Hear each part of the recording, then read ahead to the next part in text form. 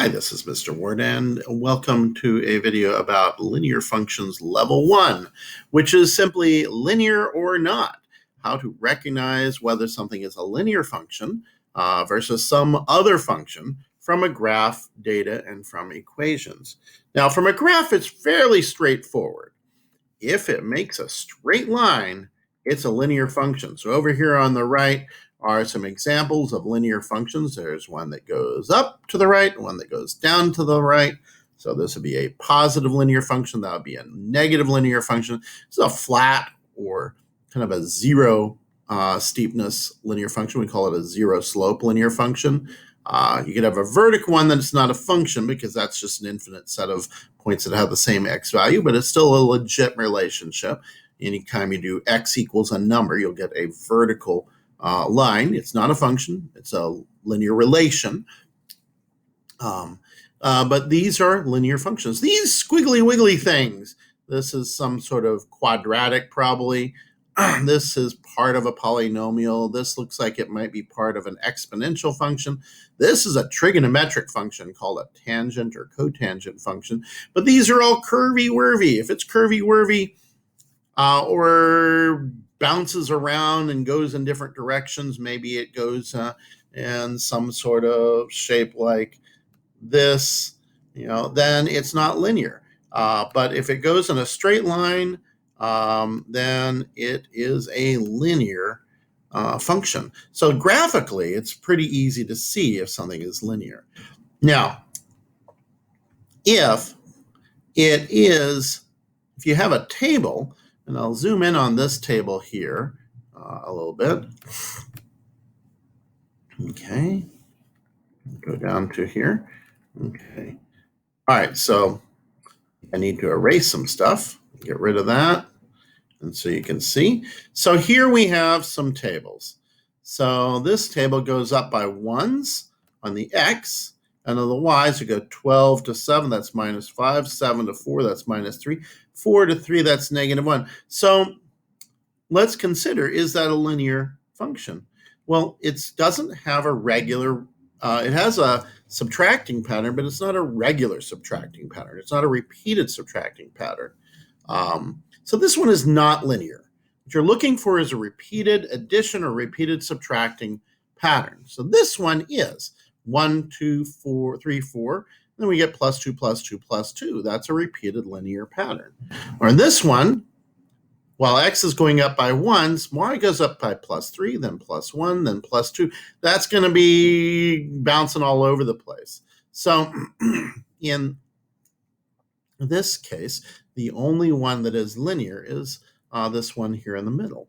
I'm going to open up a Desmos to show you a couple of examples of things that could be, that you could see from linear tables or linear, I'm going to zoom back in for this. Okay, so first of all, so I could do it as a table, okay? So I'll set it up as a table. So I'll have negative 2, negative 1, blah, blah, blah, blah.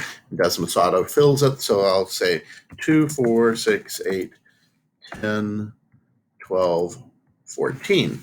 Now, if I zoom out, you'll see those line up nicely, but something might be a little off and you might not see it. So it's a good idea to just go and check. So if x's are all going up by 1, you can easily look at the y's. So that's a plus 2, that's a plus 2, that's a plus.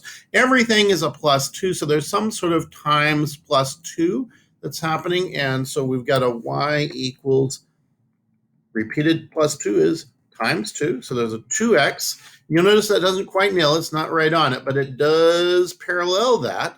And I can bring it into line by paying attention to the fact that when x is 0, y is 6. So 2 times 0 is 0, plus 6 gets me right on the money. So it's a straight line, and that's a linear equation right there.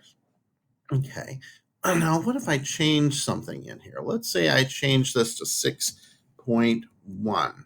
Now, it's a little off.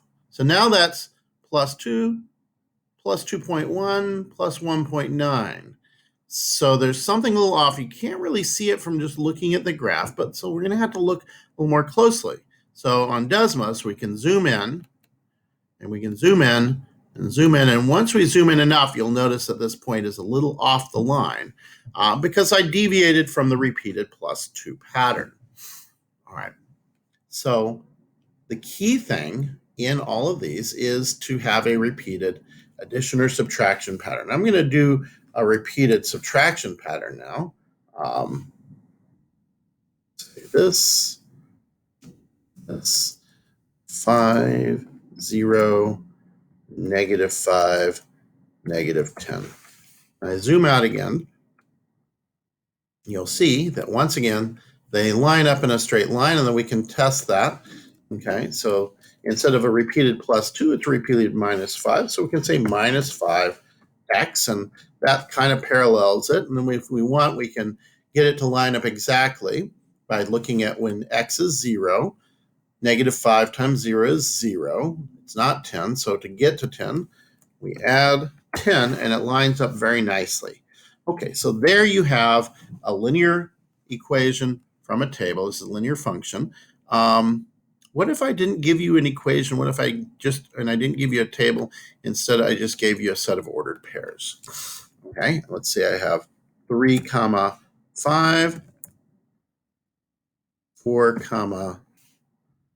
7, 5, 9, 6, put it in parentheses, 6, 11. Okay, now it seems like it makes a straight line. Okay, that's good so far. So how can we be sure?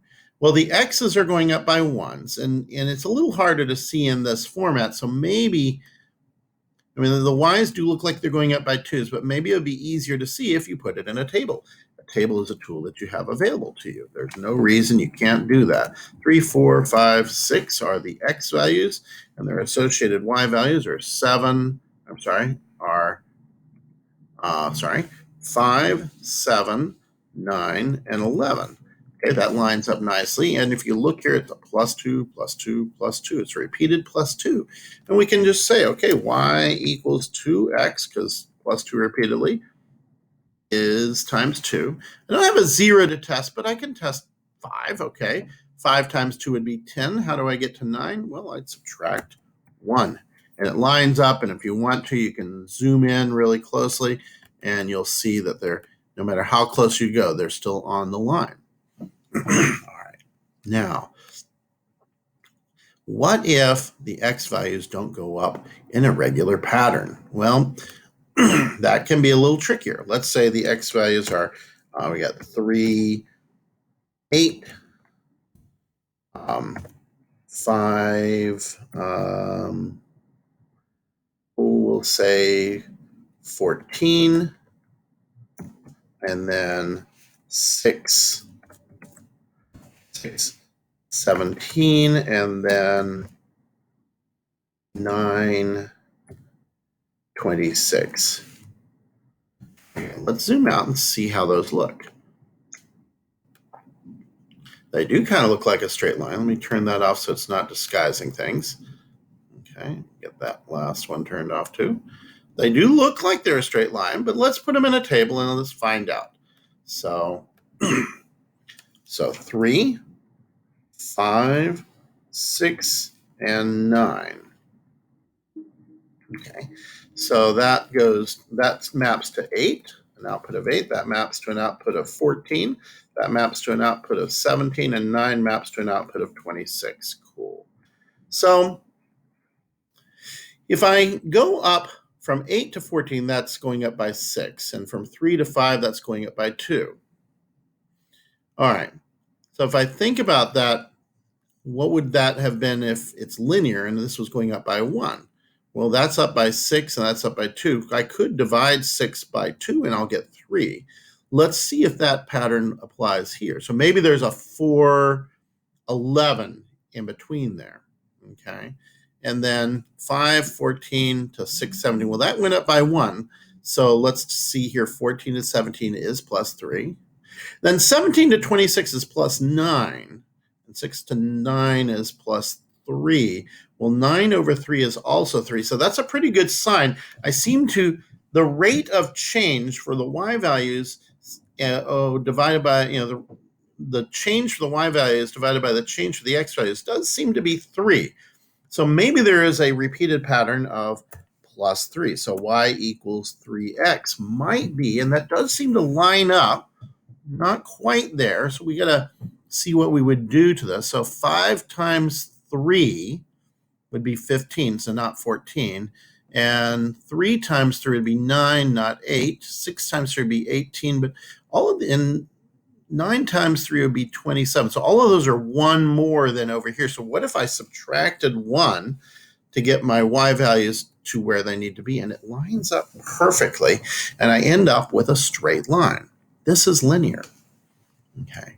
But if instead I made that 11 and that 14 and that 17, now I'm going all over the place, and I clearly don't have a straight line. So my y's certainly go up by 3s, but my x's aren't going up by 1s. They're going up at irregular intervals, so that throws off this plus 3 pattern because it's not really a repeated plus 3 pattern.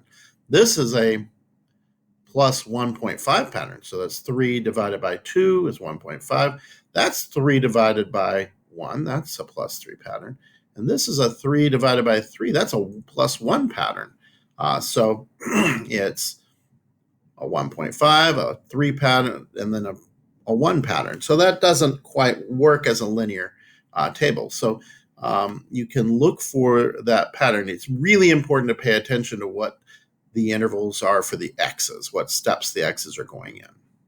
All right, the last piece of this is how to tell if an equation makes a linear function. So in an equation, if no variable has an exponent other than 1, then it's linear. If any variable has an exponent other than 1, it's going to cause it to curve. If instead the variable input is an exponent, then it's also going to be nonlinear. So here's a couple of examples. F of x equals 3x minus 5. The exponent is a 1 right there. We don't write it because an exponent of 1 is just understood. Here, g of x equals x to the third minus 4x to the first minus 5. So we do have an exponent that is other than 1 there. So let's test that out a little bit. We can say f of x equals 3x minus 5. So that does make a straight line. I'll turn these off so we can see. Okay, makes a straight line. But let's monkey around with that. If I made an exponent of 2, I get that. Of 3, I get that. I'm going to zoom in a little bit so you can see a little better, but it's curving. It's not a straight line. Okay, what if I did some other exponent like -1? I get that. Or 0.5, I get that. Or 2.5, I get that. And so -2.5, I get that. So it's always curving if I do that. Now, on the other hand, maybe x is my exponent. Okay, so I make it 3 to the x, and that also is a curve. And there are other curvy things, but the basic thing is no matter what you do, as long as x has an exponent of 1, no variable has any exponent other than 1, then it's going to be linear. By the way, the same thing applies to the output. If the output were square, then I'm going to make, and I think it's not going to accept that. If the I'm going to have to use y. If the output were square, then you get something like that. That's not even a function, that's a relation. And I'm hoping this helps a little bit for you to be able to tell the difference between a linear function and a nonlinear function. You want to look for regular repeating addition or subtraction patterns in the y values related to the x values. If you have a set of ordered pairs like this, xy points are ordered pairs, you can put them into a table and you can test it. You can try out testing it as an equation. And if it's something equals something times x, that means that you had a repeated addition or subtraction pattern.